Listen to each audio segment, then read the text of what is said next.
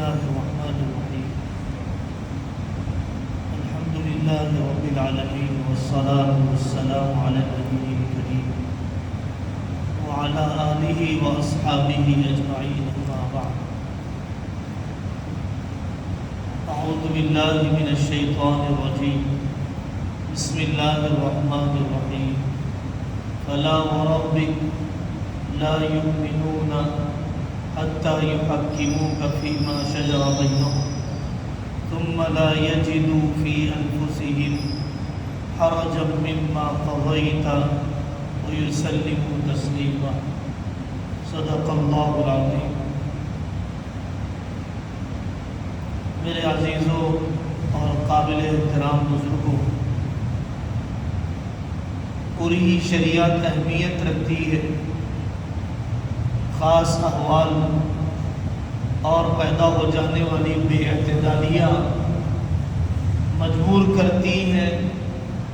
کہ اس پر خاص توجہ دی جائے، اس منکر کو ختم کرنے کی کوششیں کی جائے، اس سلسلے میں ذہن سازی ہو. مسنون نکاح سے متعلق پورا ہی معاشرہ چل رہا ہے، گھر گھر کی کہانیاں ہیں. صرف طلاق اور خلا کا ہی نہیں، صرف جوائنٹ فیملی اور تقسیم جائیداد کا ہی نہیں، بلکہ ساس بہو کی الجھنیں، داماد اور بہو کی پریشانیاں اس قدر زیادہ ہیں کہ نکاح کیا ہوا، گھر جہنم بن گئے. زندگی سیکھنے کی ضرورت ہے. حضرت رسول اللہ صلی اللہ علیہ وسلم کی زندگی، صحابہ کرام کی زندگیاں اور ماضی قریب کی اکابر شخصیات کی مثالی زندگیوں کے مذاکرے کی ضرورت ہے.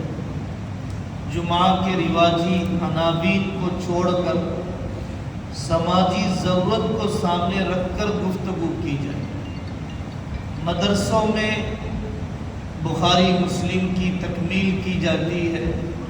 اور وہ لائق قدر ہے، لیکن اس سے زیادہ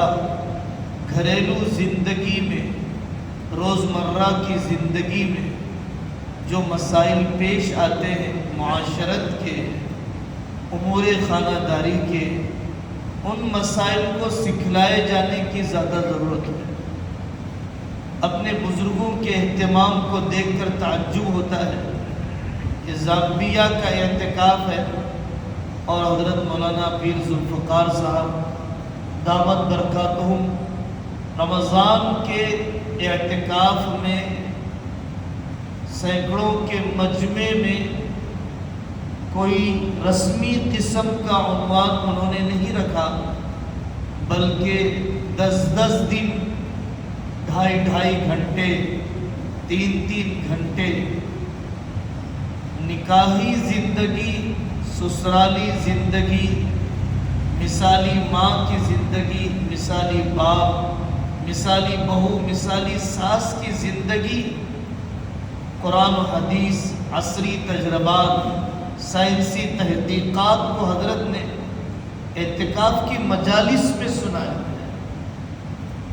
اچھے دینداروں کی زندگیاں جب معاشرت کا پہلو آتا ہے تو پھر رخ کچھ اور بن جاتا ہے. وَأُمُورُكُمْ إِلَى نِسَائِكُمْ فَبَطْنُ الْأَرْضِ خَيْرٌ مِّن ظَهْرِهَا. تمہارے معاملات تمہاری عورتوں کے حوالے ہو جائے تو پھر تمہارا زمین کے نیچے رہنا بہتر ہے زمین کے اوپر رہنے کے مقابلے میں. تمہارے معاملات بجائے علماء کے، بجائے صلحاء کے، بجائے اپنے مرشد کے، عورتوں کے حوالے ہو جائے. جمعہ کے خطبات، مدارس کے اندر دروس، اور پھر تیسرے نمبر پر اپنے پورے ملک میں جو عملی کوشش اکابر کی طرف سے چل رہی ہے وہ ہے ٹیوشن سینٹر کا قیام، اور وہ ہے سنڈے کلاسز کا اہتمام. سنڈے کلاسز اور ٹیوشن سینٹر کھولے جائیں۔ عورتوں کے ارتداد کے واقعات، بچوں کے اندر نشہ آور چیزوں کے استعمال کا روزانہ اضافہ اور دیگر مشرکانہ تہذیب کے اثرات جو نیو ایجوکیشن پالیسی کی وجہ سے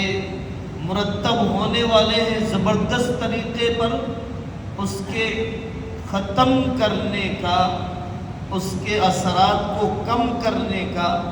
سب سے آسان حل یہ سمجھ میں آتا ہے کہ سنڈے کلاسز کو رواج دیا جائے، ٹیوشن سینٹر کو رواج دیا جائے۔ کچھ دن پہلے شہر حیدرآباد کے پٹن چرو کے رہنے والے ایک بڑے عالم دین مولانا حشمت حسامی صاحب ہیں،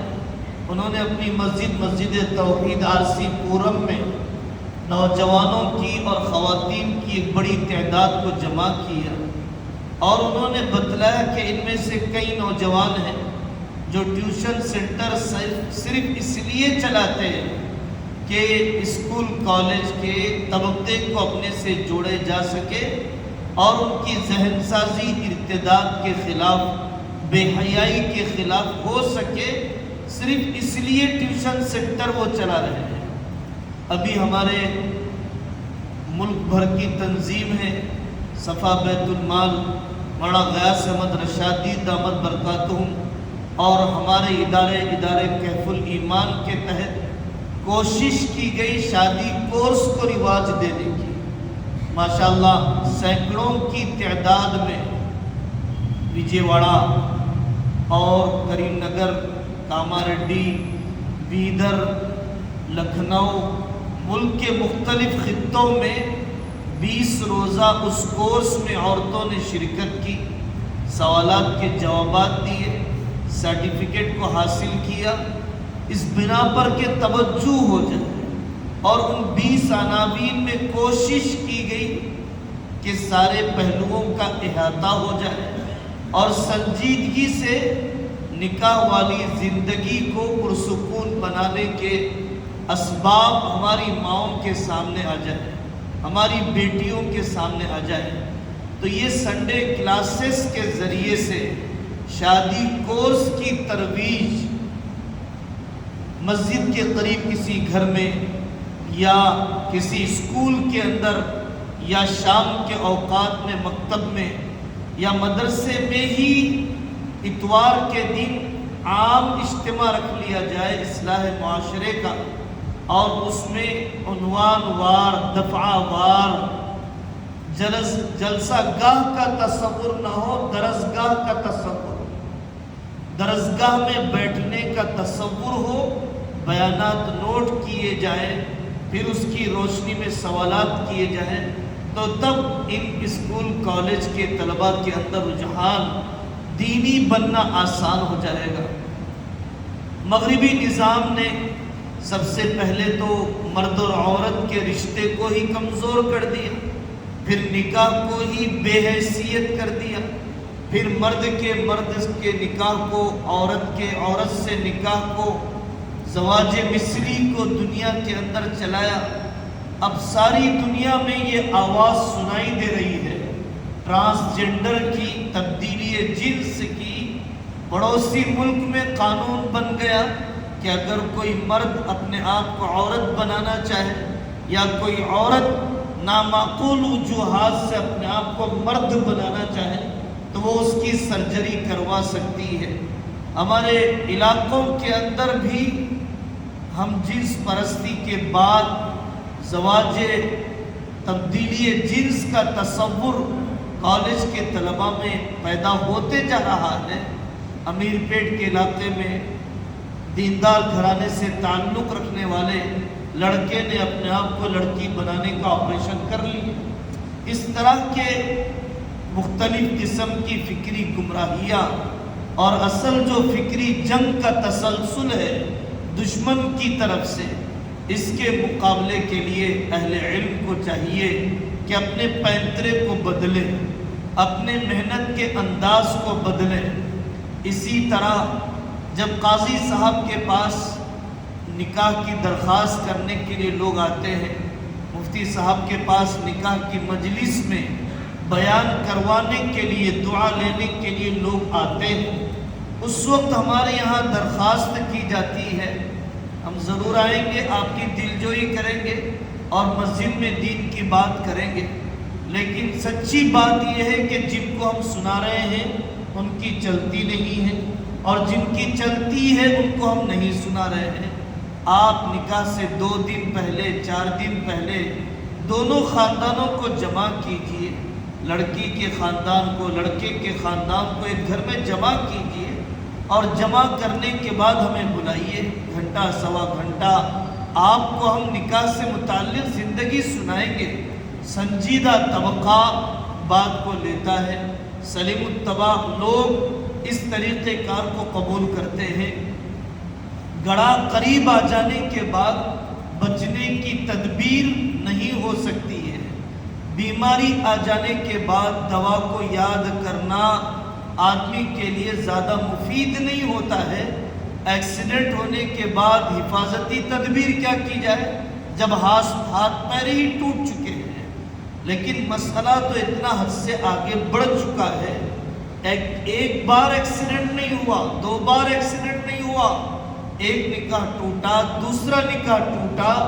اور لاکھوں کا روپیہ برباد ہو گیا مقدمے بازیوں میں، شادی کے اخراجات میں، مختلف سماجی دباؤں میں، لیکن غصہ پہلے بھی بے لگام تھا، اب بھی بے لگام ہے۔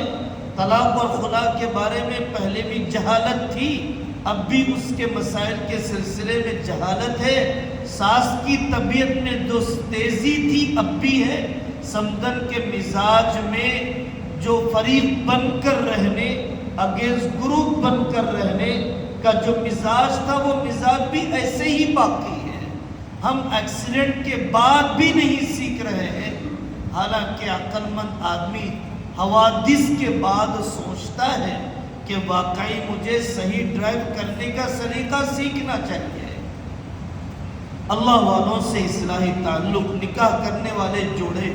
اپنی معاشرتی زندگی کو درست کرنے کے لیے، میں ایک مثال عرض کرتا ہوں اپنے اکابر کی، حضرت مولانا مفتی سعید صاحب پالنپوری رحمۃ اللہ علیہ، واقعی ان کی علمی زندگی، تدریسی زندگی، یہ سب تو مثالی تھی ہی، لیکن جو پہلو بہت دنوں کے بعد ہمیں احساس ہوا، حضرت کا معاشرتی گھر کا ماحول اتنا پیارا، اتنا نورانی، اتنا منصفانہ، گھر میں 12 بچے، بہویں، حضرت کی ایک عادت تھی، وہ ہر بیٹے کا نکاح کراتے اور نکاح کرانے کے بعد اسے اپنے ساتھ 1 سال تک رکھ کر ٹریننگ دیتے، اور ٹریننگ دینے کے بعد قریب کے کسی گھر میں منتقل کر دیتے، اور یہ فرماتے کہ ہم مرے نہیں ہیں، ہمارے سامنے زندگی گزار کے بتاؤ، کچھ کمی بیشی ہوگی تو ہم پورا کر دیں گے۔ 1 سال اپنے ساتھ بچے کو ٹریننگ دے کر اس کا چولہا الگ کر دیتے۔ حضرت تھانوی رحمۃ اللہ علیہ فرماتے ہیں، گھر میں فساد اور انتشار کی آگ اجتماعی چولہے سے پیدا ہوتی ہے۔ چولہے کے ایک رکھنے کا غم ہوتا ہے، غلے کے ایک رکھنے کا غم ہوتا ہے، لیکن دل ایک رکھنے کا غم نہیں ہوتا ہے۔ میری ماں پر، میری بہن پر اس کا اتنا زور ہے کہ چاہے بہویں ساس کے جنازے کے انتظام میں بیٹھ جائے، چاہے بیٹے باپ کے خلاف منصوبے بنانے لگ جائیں، لیکن یہ نہ چولہا الگ کرنے کے لیے آسانی سے تیار ہوتے ہیں، نہ غلہ الگ کرنے کے لیے آسانی سے تیار ہوتے ہیں۔ صدر خاندان کے اندر جو فہم ہونا چاہیے، جو غیبتوں کو اپنی جگہ پر رکھنے، بدگمانیوں کو دھونے کا جو سلیقہ ہونا چاہیے، وہ زندگیوں میں نہیں ہونے کی وجہ سے ناانصافیاں ہوتی ہیں۔ کسی بہو کی طرف جھکاؤ، کسی بہو کو نظر انداز کرنا، سیرت کی یہ پہلو سیکھنے کے قابل ہے۔ سیرت کو معاشرت کے تناظر میں پڑھنے کی ضرورت ہے۔ واقع افک طائف کے پتھر چھوٹے پڑ گئے، احد میں دندان مبارک کا شہید کیا جانا چھوٹا پڑ جاتا ہے۔ جب حضرت رسول اللہ صلی اللہ علیہ وسلم کی چہیتی بیوی پر انڈے اور ٹماٹے کے چوری کرنے کا الزام نہیں، ایک عورت پر بدکاری کا الزام لگایا جاتا ہے، کیسا پہاڑ ٹوٹا ہے آقا کے دل پر، کیا صبر کا مظاہرہ کیا حضرت ابو بکر نے، کیا تحمل کا برتاؤ کیا حضرت ام رومان نے۔ اور میں قربان جاؤں میرے آقا صلی اللہ علیہ وسلم پر کہ آپ نے کیسے اعتدال اور توازن کے ساتھ پورے مسئلے کو حل کیا۔ اور امی جان کی شان میں اللہ تبارک و تعالیٰ نے قرآن میں اضافہ فرما دیا، سبحانک ھذا بہتان عظیم۔ حضرت تھانوی رحمۃ اللہ علیہ نے واقع عفق کے اس پہلو کو بہشتی زیور کے قصے میں نقل کیا۔ قرآن اترا، حضرت عائشہ رضی اللہ عنہ کے پاک ہونے کا اعلان حضرت ام رومان نے 1 مہینے کے بعد اترنے والی یہ آیت، مدینہ پاک کا بازار گرم، چیمی گوئیاں چل رہی ہے، حضرت ام رومان نے فوراً کہا بیٹا اپنے شوہر کا شکریہ ادا کر، اپنے شوہر کا شکریہ ادا کر۔ حضرت تھانوی فرماتے ہیں اگر کوئی جاہل ماں ہوتی تو کہتی کہ اب میں اپنی بیٹی کو نہیں بھیجوں گی، کیسے دنیا والوں نے کیا، میں پیمائش کروں گی، میں تصفیہ کرواؤں گی۔ لیکن حضرت ام رومان رضی اللہ عنہا، جن کے بارے میں آقا نے فرمایا اگر کوئی جنت کی عورت دیکھنا چاہتا ہے تو وہ ام رومان کو دیکھ لے، اگر کوئی جنت کی عورت کو دیکھنا چاہتا ہے تو وہ ام رومان کو دیکھ لے۔ یہ سارے پہلو ہیں سیرت کے۔ آقا صلی اللہ علیہ وسلم نے اپنے سسر کے ساتھ، آپ نے اپنے دامادوں کے ساتھ کیسے برتاؤ کیا۔ داماد شرابی ہے، جواری ہے اور کیا کیا ہے، لیکن ابو العاص بن ربیع تو ابھی کافر ہے۔ آقا کا سلوک لوگوں نے ورغلایا ابو العاص بن ربیع کو۔ جب ابو لہب کے دونوں بچوں نے طلاق دے دی، آقا صلی اللہ علیہ وسلم کی بیٹیوں کو ابو العاص تم بھی طلاق دے دو۔ حضرت ابو العاص بن ربیع نے فرمایا مجھے زینب جیسی بیوی پھر نہیں مل سکتی ہے، مجھے حضرت زینب رضی اللہ عنہا جیسی بیوی پھر نہیں مل سکتی ہے۔ بڑی بیٹی ہے، جس بیٹی کی ماں دنیا میں نہ ہو اس کے صدمے سن کر باپ کا دل کیسے بھر آتا ہے۔ لیکن آقا نے حدود شریعت کا لحاظ کیا۔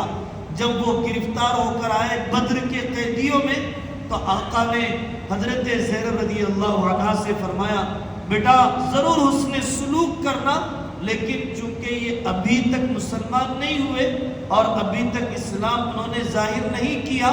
اسی لیے تنہائی کا تعلق نہ کرنا، تنہائی کا تعلق نہ اپنانا۔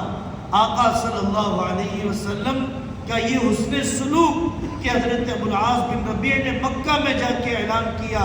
لوگوں میں نے تمہارے تجارت کا سامان تمہیں واپس کر دیا، اب میں نے اسلام قبول کر لیا ہے، کلمہ پڑھ کر پھر وہ مدینہ پاک آ گئے۔ ہماری گھریلو زندگی ایسی مثالی، دارالقضاء میں علماء کے پاس اگر دیندار طبقہ بھی آتا ہے تو حق سیکھنے کے لیے نہیں آتا، حق میں فیصلہ کروانے کے لیے آتا ہے۔ حق سیکھنے کے لیے نہیں آتا، حق کا فیصلہ کروانے کے لیے نہیں آتا، اپنے حق میں فیصلہ لینے کے لیے آتا ہے۔ حالانکہ قرآن نے کہا فَبَعَثُوا حَكَمًا مِّنْ أَهْلِهِ وَحَكَمًا مِّنْ أَهْلِهَا إِن يُرِيدَا إِصْلَاحًا يُوَفِّقِ اللَّهُ بَيْنَهُمَا۔ اگر دونوں فریق جتانے کے لیے نہ بیٹھے، ہرانے کے لیے نہ بیٹھے، ناک بچانے کے لیے نہ بیٹھے، آواز بلند کر کے اپنی سچائی منوانے کے لیے نہ بیٹھے، غنڈوں اور لیڈروں کے پاس نہ جائیں، جوڑنے کے جذبے سے بیٹھے، یوفق اللہ بینہما، اللہ ان کے درمیان جوڑ پیدا کر دے گا۔ قرآن بھی عجیب ہے، سورۃ الطلاق قدم قدم پر کہتا ہے وَمَن يَتَّقِ اللَّهَ، اللہ سے ڈر، اللہ سے ڈر، اللہ سے ڈر۔ یہ نہیں ہے بیٹیاں بوڑھی ہو جائیں گی، بچہ اس کی عمر ڈھل جائے گی لیکن مسئلے حل نہیں ہوں گے، خون صاف ہو جائے گا، انصاف اسے نہیں مل پائے گا، جنازے اڑ جائیں گے، خاندانی تنازعات ختم نہیں ہوں گے۔ صرف ایک ضد ہے جس نے عدالتوں کو بھر رکھا ہے، انا پرستی ہے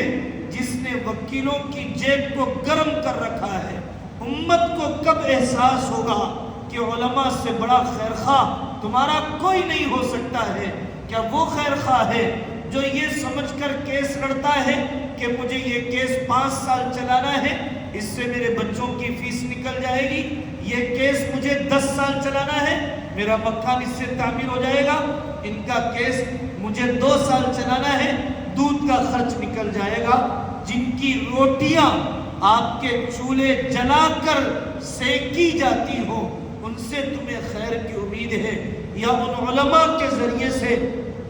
جو قرآن و شریعت کے ماہر ہیں، جو تمہارے خیر خواہ ہیں اور جو اپنا کھلا کر تمہیں سمجھاتے ہیں، آج بھی موجود ہیں بھٹکل کے علاقے میں اور بعض علاقوں میں، ہمارے یہاں بھی کریم نگر میں بڑا برکت اللہ قاسمی صاحب، اللہ تعالیٰ ان کی مغفرت فرمائے، اور نلگنڈا میں مفتی احسان الدین صاحب دامت برکاتہم، اللہ تعالیٰ انہیں صحت و عافیت عطا فرمائے۔ ایسے علاقوں میں جہاں پر پولیس اسٹیشن میں جانے پر لوگ کہتے ہیں آپ فلانے مولوی صاحب کے پاس جائیے، ہمارے پاس کیوں آئے ہیں؟ اس قدر اعتماد ہمارے اکابر نے علم کی گہرائی اور فیصلے کے انصاف، بیدار زندگی اور پھر اپنی حکمت عملی کے ذریعے سے ہمارے ضلع نظام آباد میں حضرت مولانا عطا الرحمان صاحب جامی قاسمی رحمت اللہ علیہ نے ایسا اعتماد جیتا کہ لوگ پولیس اسٹیشن جاتے، پولیس والے ان کو حضرت کے پاس بھیجتے تھے۔ اللہ تعالیٰ اس کوشش کی ہم کو قدر کرنے کی توفیق عطا فرمائے، اور خود کو اور امت مسلمہ کو رجوع ہونے کا اللہ تعالیٰ موقع عطا فرمائے۔ وآخر دعوانا ان الحمدللہ رب العالمین۔